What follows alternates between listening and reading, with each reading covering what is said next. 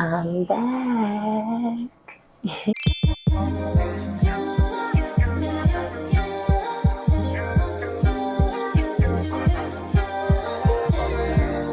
know it's been a while and I am so excited to be back, you guys. It's been 6 years too long, like seriously. And today I just wanted to come with an update on why I've been going for 6 years. Yes, I know I said I was going to be consistent back in 2019 and then I just disappeared. But as we all know, in 2020, the world shut down and I kind of shut down too. So let's rewind and let me just update you guys on what's been going on in my life. For the most part, it's all been good, but just want to update you guys on the last 6 years. So back in 2019, when I had a video talking about relocating to New York, I feel like that was definitely a God sent message for me because, you know, the pandemic happened in 2020. So I feel like had I stayed in LA, I probably would have not done well in LA. I know my finances were already kind of shaky back in 2019. So when the world shut down, I know it probably would have just been very challenging for me to stay afloat out there. I probably would have ended up moving anyway. So I am grateful that God told me to move back in 2019. So basically, when I moved to New York, it was very challenging for me because, as some of you may have been following, my dad passed away in 2018 and my grandma passed away at the end of 2017. So moving back to the East Coast was like a realization for me. I think I was able to, I guess, process my grief was processed differently because it felt like my grandma and my dad were on vacation. And it didn't really hit me until I moved to the East Coast that no, they're not on vacation, they're gone. And it really took a toll on my mental having that all hit me at once. It was easy for me to not really accept that they were gone when I was living in LA. Yes, I grieved my dad. I missed him. I understood that, like, to a certain extent, that he wasn't there to call me anymore. I wasn't able to see him anymore. But like, something in my mind just made me feel like he was on vacation. Like I wasn't like 100% accepting that he was like gone. So when I moved back to the East Coast, that's when the realization kind of hit me. And I was also going through like a very, very toxic relationship. That relationship, it was bad. And I was dealing with somebody that was just not emotionally mature. Um, there were just so many ups and downs, roller coasters with that relationship. Maybe I'll talk about it one day. I don't know. But it's really not that important for me to really talk about it. But I think people may, gain some like insight or inspiration from that story. But it's not something that like I am still holding on to. I have released it. But what I would say is that that relationship caused some turmoil in my life while I was still processing the grief of my dad and my grandma. And the realization of it hit me when I moved to New York. Also, moving to New York and like living with my family members and just having that independence that I was used to. I was living on my own since 18. Well, since I went to college, I always had my own place. So it was just like very hard for me to go from having my own space and being under somebody else's roof and having their own like rules and regulations and stuff like that. So it was just, I suffered a lot when it came to depression and my mental health. And back in December 2019, I had attempted to commit suicide. And thankfully, it didn't work. As you can see, I'm still here.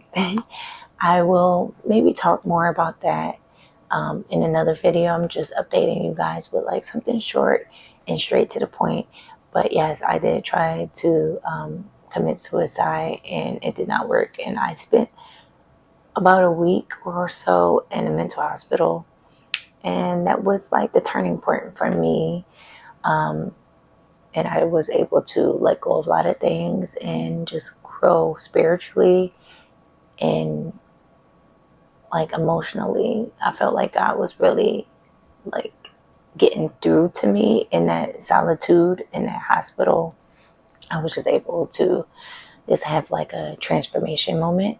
So that happened. I got released right before the New Year's, and then, you know, started a new life in New York.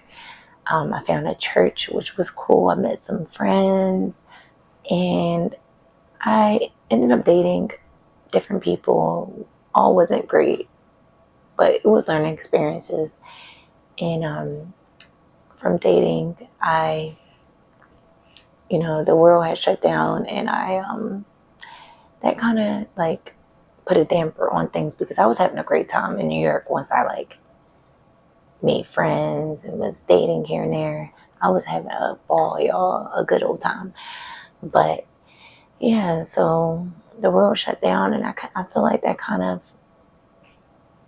put me back a little bit. Like I was not, I didn't fall right back into depression or anything, but I had to pull myself out of some like situations and try not to resort to old ways, if that makes sense. So I um I went through a lot of more transformation during that time.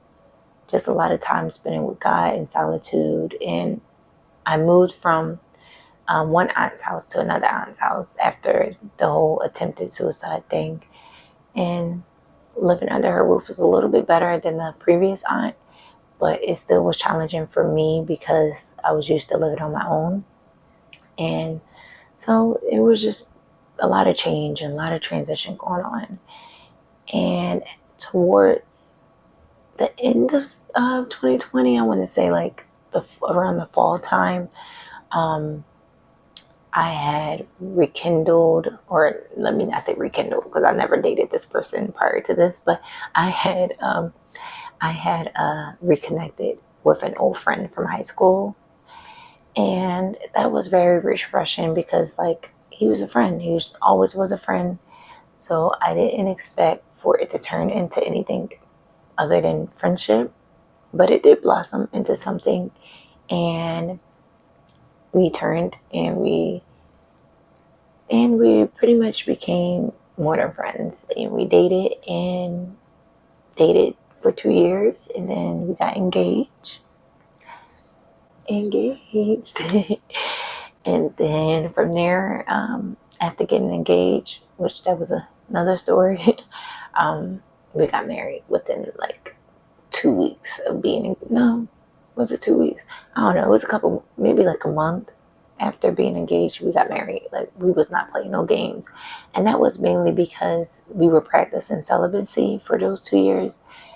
Yes, I'm gonna be honest, we did make mistakes, but overall we were staying pretty strong. So it became even more challenging, especially because we ended up moving together, just because I wanted my independence again. But I also was kind of nervous about living alone um, again. I don't know like why, but I just felt the need to have someone live with me. So I was like, better. I think it's a good idea that me and my significant other move in together. So it did make celibacy a lot more challenging, and I wouldn't suggest it, but we were able to maintain for the most part. Like there was like a year, pretty much a year straight that we did not do anything. So I am proud of that, but we made our mistakes, and that's because we kind of put ourselves in that position to make mistakes, but we learned from it, we bounced back, and the overall objective was to be remain celibate until marriage for God. So we were able to accomplish that, and so we got married within like a couple weeks or a month of being engaged. And after getting married, I'm skipping stuff, y'all. I should have wrote a list. But before getting married, um, we weren't even engaged. My boyfriend and I got a house together, so we already kind of knew what direction this relationship was going because we got a house together, then we got engaged, and then we got married. And after we got married, I want to say like a week after being married, that house that we bought, it caught on fire. Yep. So I have a bunch of videos that I need to make, about our fire story, about our relationship, a bunch of stuff to catch up on. So we had a whole fire in our house, and that was crazy, scary. It was just a lot to deal with. So after the fire, we went to our in-laws before going to temporary housing, and that was challenging for us. Just the whole fire in general was challenging because like it was scary, it was traumatizing, and we lost like a significant amount of our things. It was just a lot to process, and it did put like a toll onto our relationship and our marriage. We were newlyweds, but we were going through something so significant and so like a hardship. So it really put a lot on us, and we weren't doing well. Our marriage was actually kind of falling apart. Um, we almost got a divorce within like 2 months of being married, if that. Um, and they always say like the first year of marriage is challenging, but for us, it was the first week of marriage was challenging. The enemy will attack you when you get married. He does not want you guys to be married. That's just my perspective. I just feel like we were under attack, like back to back to back to back. In our first year of marriage, it was just crazy. So we almost got divorced. We ended up bouncing back, thanks to the Lord. We bounced back, and within like a couple weeks of like, because we separated for like a few weeks, and within a few weeks of like rekindling and getting back together, we got pregnant, and that was super exciting. We really did want to get pregnant right away, but we weren't expecting it to happen that fast. But I am grateful that it did. So our baby boy was born literally a day before our first anniversary, and that was like very interesting. I thought he was going to be born on our anniversary, but he spared us, and he was like, "I'm gonna have my own day, but it's gonna be a day before your anniversary." And we haven't been able to really celebrate our anniversary because his birthday is literally the day before, and we've been like celebrating him. But this year, this is our third year being together. Hopefully we are able to celebrate our anniversary. But I'm gonna explain why our first anniversary we really weren't able to celebrate. Well, we were welcoming a baby for one, but not only that, I um, I had a healthy pregnancy, and everything was normal as far as I knew. Then I delivered my baby. The delivery was kind of rocky. The doula that I paid for was not there for me. Kind of was going through the process with just me and my husband. I didn't have our parents there, and that's for another time. Maybe I'll share that information. But our parents weren't there, and it was just us going through this process alone, and it was challenging. Our son was born after like a long process of me pushing, and just that story is crazy. I'll have to share my birth story with you guys eventually too. And so our son was born healthy from what we thought. He was born healthy. After delivering him, we all were taken to the postpartum floor, um, the maternity floor, I guess. I don't know what to call it, but we were taken to that floor, and me, my husband, and our baby decided to take a little nap because we had a long, it was like 22 hours of me being in labor, and we all were exhausted. Okay, so we took a nap. When my son woke up, realized something wasn't right. Long story short, he stopped breathing and my arms was throwing up blood. And I was like, I know I'm a first time mom, but this doesn't seem normal. And I called the nurse station. They came running in and they realized he was not breathing. He started turning blue. They cold blew the whole floor. Everybody started running in, grabbed my baby, took him to the NICU. And that began a long NICU stay for us that we were not anticipating. Our son ended up in the NICU for over 60 days. So that was challenging as well. Our first year of marriage was a fire. And then our second year, going into our second year of marriage, was spent with our son in the hospital. And when he finally came home, he had a G tube, so we had to learn how to place a G tube in his nose so that way he could eat. It's like a feeding tube. It's basically a feeding tube, but we had to learn how to administer that. And it was just a lot that we were going through. So I just feel like our first couple of years were rocky. And now we're going on year 3, and we have been blessed to just finally have a soft life, I feel like, so far. And I'm praying that it stays this way for a while. But we have been traveling as a family. We've lived in 2 different countries. We've traveled to like 6 different countries with our son ever since he's been home.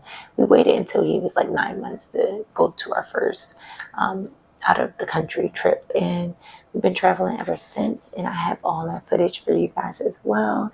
So yes, I know I have kind of rambled off a little bit, but that has been my last 6 years and all the things I've been going through and why I have not been recording. But I did vlog a lot of stuff, that I got a lot of content, so I will be coming with you guys with a lot of videos and a lot of things. And I am just so grateful that my subscribers stay around, and I pray that I'm able to get more subscribers. But in the meantime, thank y'all for just sticking with me, and I just look forward to this journey with you guys and just coming back. And now that I am a stay-at-home mom, because that's another thing I went through recently. I did lose my job, and it was a massive layoff, and it was like a blessing in disguise, because I had been telling my husband that I wanted to be a stay-at-home mom, wanted to stay with my son and be there to be the one to like homeschool him, even though he's only 1. But I wanted to be able to pour into him. Prior to losing my job, I was working from home, so that was a great thing. I had that job for the last 4 years. It's been 4 years. I literally lost my job a month before my 4-year anniversary. So, but I am grateful that although I lost my job, I was able to get blessed with being able to stay at home with my baby. And being a stay-at-home mom has been challenging, and I will make some content on that and why it's been challenging. But overall, I'm grateful and I'm thankful for the opportunity. And because I'm a stay-at-home mom, I want to create more content and do this more often, because it also gives me something to look forward to in the midst of everything that is going on. I want to do stuff. I don't want to just be a mommy. I'm more than a mommy. I'm more than a wife. I want to get back to finding me, and I just want to share that with you guys. So thank you so much for watching, and I'll be back with more videos. I'm going to try to do it weekly. I promise y'all I'm going to do my best. But thank y'all so much for your patience, and bye.